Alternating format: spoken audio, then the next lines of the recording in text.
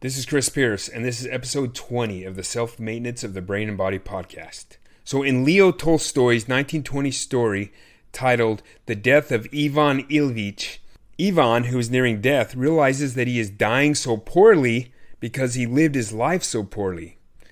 Dr. Irvin D. Yalom, in his book The Gift of Therapy, highlights this story by saying, quote, "Though the physicality of death destroys us, the idea of death may save us." Now, this story focuses primarily on the power of understanding death and using purposeful living to improve longevity and add some hope to death. I want to use this story to emphasize how taking care of your mental and physical health now, or say choosing a healthy lifestyle, enables you to enter old age with more happiness, with less pain and chronic illness. In the introduction of my book, titled Self-Health Andragogy, I urge everyone to make the simple life changes now that can improve your health and wellness and longevity.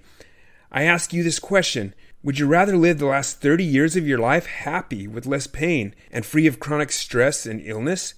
Or would you rather be miserable your last 30 years of life? Sure, many may live up to 90 years or more, but it may feel like your last few years of life you were dying a miserable slow death. As Ivan shared in Tolstoy's book, he was dying so poorly because he lived his life so poorly. I challenge you to listen to the evidence-based tips shared in these podcast episodes and apply them. I talk a lot about sleep in these podcasts.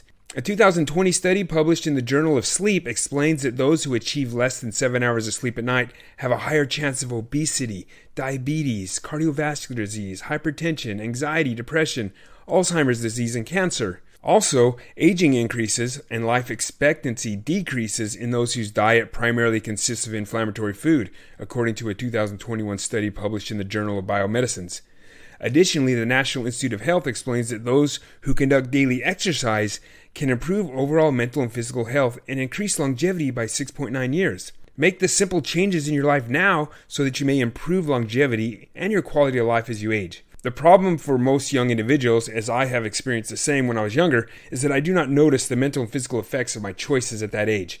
But once you get past your 40s, you begin to realize that the poor choices made back then are now impacting your quality of life. So I challenge you to implement the simple changes you are hearing in these podcast episodes.